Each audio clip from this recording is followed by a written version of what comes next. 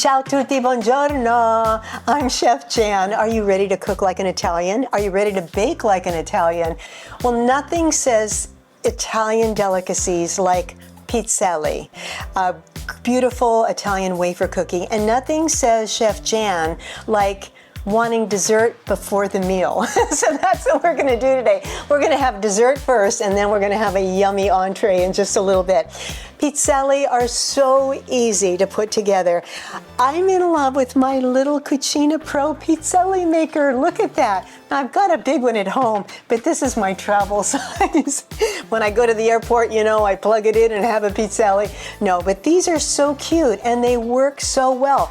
Look at all these gorgeous pizzelle, and they're just a nice wafer cookie that you can eat with ice cream or just by themselves, or dunk them in wine like my nonna used to do. Of course, she dunked everything in wine, so no big deal. And then I made them in different colors, the Italian colors. So I used the same ingredients that you would do the traditional pizzelle, and then I just used food coloring, or you could use a red velvet cake mix to do the red. I'm using gel coloring for those today. The traditional recipe for pizzelle, you're going to need some ricotta, some milk, some flour, eggs, butter, anise or almond. Now, in America, almond is the flavor of choice. In Italy, anisette. Anise is the flavor of choice. So it's up to you what your flavor is. So I've got my, and then later we're going to turn the pizzelle into little pizzelle bowls and fill them with goodies. So you don't need a lot of batter for your pizzelle. So I'm going to say maybe about a tablespoon, and you're going to put it right in the middle and then close it up. You know, I'm always talking about cooking with the bambini, cooking with your kids, and making it fun and happy in the kitchen. And making pizzelles, especially with a little maker like this, is so much fun to do. When we get the pizzelle out of the iron, if you want to make beautiful little cups that you can fill with ice cream or, you know, crema or whatever you like, the way to do it is to take them out of the machine and immediately put them on something that's going to give them a form. And then what I usually do is just put my hand down there or another glass on top, and it forms in no time at all. And then when you turn it over, it's curled up a little bit and you can turn it into a dessert bowl. So this is okay. Obviously, I put a little too much batter, but I'd rather have more batter than less because I want that complete round. See, oh, it's almost there. It takes about 1.5 minutes to make a pizzelle. What I did with the fillings that we're going to have is that I paired the green pizzelle with a pistachio pudding, or huge in Italy, especially southern Italy, pistachio cream. It's a little bit hard to find. It's getting more popular. I think it's going to be the next Italian trend, but pistachio cream is to die for. You can fill that with the pistachio cream, either one. You could put pistachios on top. For the red velvet pizzelle, I've got chocolate pudding and then some chocolate sprinkles, chocolate chips. And then for the vanilla, I'm just going to have it just like that, maybe put some fruit on there. So there's lots of choices and it looks really pretty. So here we go. I'm pulling it out. It's our pizzelle. And then, like I said, if you want to form a bowl,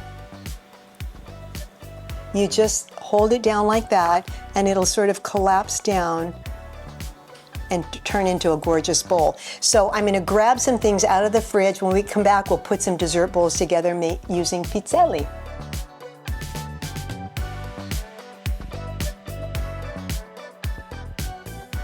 Nothing says fun like a pizzelle maker, especially when it's a little tiny thing like this, right? I love this gadget. So So you can make traditional pizzelle and then sprinkle them with a little bit of powdered sugar, or you can make them into dessert cups. And I showed you how to do that, where you're gonna heat it in the iron and then just turn it over into a small cup until it forms a bowl. And then you can fill it. So with the red velvet, and I actually did use cake batter, a red velvet cake batter from the store for these, and I think they turned out great and they cook up just as nice. So with the red velvet, I've got chocolate pudding and chocolate chips. For the green, I actually did use the traditional recipe with a little bit of green food coloring, and then I paired that with pistachio pudding and pistachio chips on top. And then the vanilla pizzelle has vanilla pudding with some fruit. Lovely, lovely, fun dessert that you can whip up.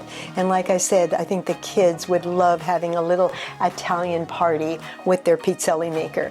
So that's dessert. Got to do that first sometimes. When we come back, we're going to make pasta alla Romana. You're not going to believe how this thing comes together. It's wild. We'll be right back. We're cooking like an Italian.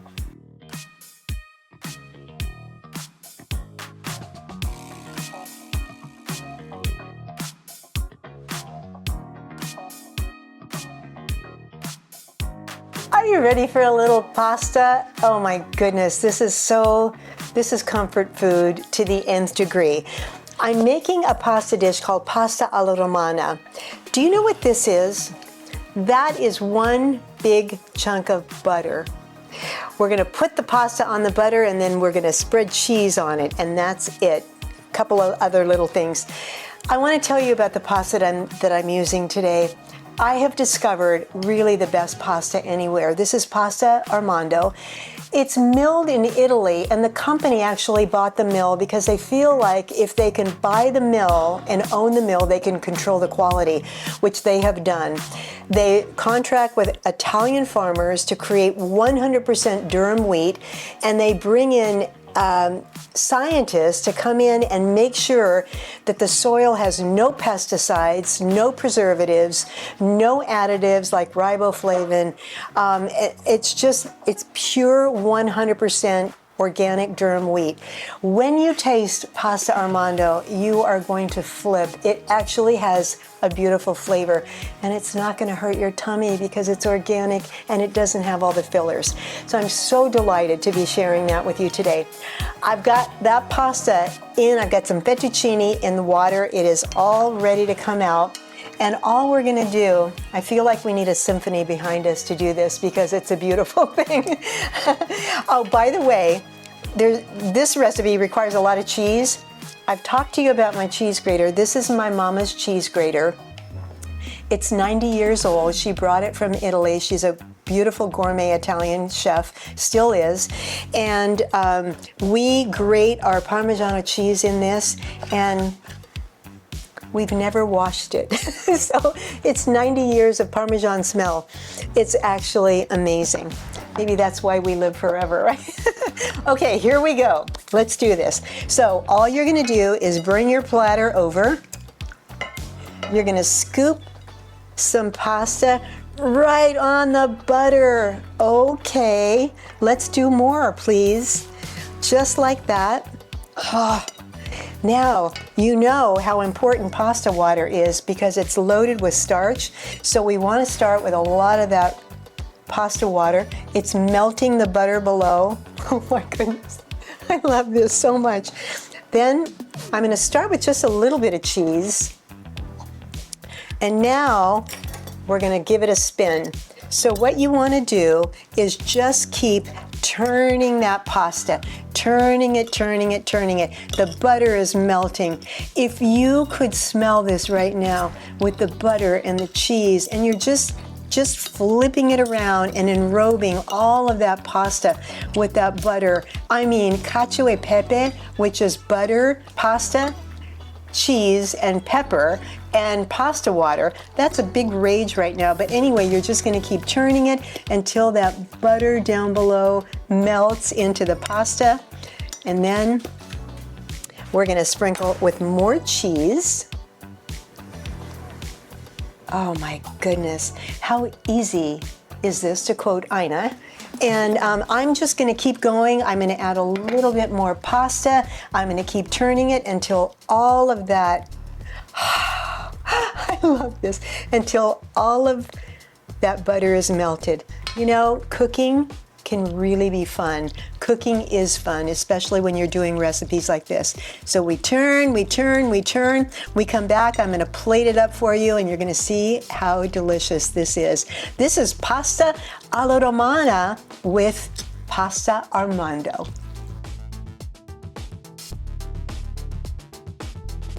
Pasta's ready, come and eat. Look at this. Oh my goodness. This is enrobed pasta with that butter, a little bit of cheese. I'm gonna add more cheese on top. And I wanna add a couple of more things to it. I love porcini powder. It is a flavor bomb in the kitchen. I'll tell you where you can find it on my website. And then I wanna sprinkle it with just a little bit of salt, a little bit of pepper, and fresh basil, and then I'm gonna drizzle it with my Queen Creek olive oil, extra virgin, and this is basil infused olive oil. Look at that. Oh my goodness, I love this dish. Please make this with your family. You will enjoy this so much, and as you saw, it comes together in no time. Thank you for letting me share my Italian heart with you today for pasta alla Romana and our Pizzelle dessert cups. You can find all the recipes and all the gadgets and utensils that I'm using on the show at my website at jandiatri.com. And I'd like to thank my awesome sponsors, Queen Creek Olive Oil, Pasta Armando for their amazing pasta. I'd like to thank the Arizona Farm Bureau and fillyourplate.org. They've taught me how to really appreciate farm to table in a very, very ethical manner.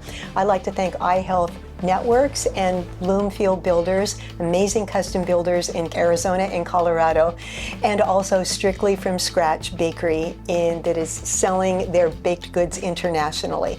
Thank you all so much for watching, and we'll cook next time. Let's cook like an Italian.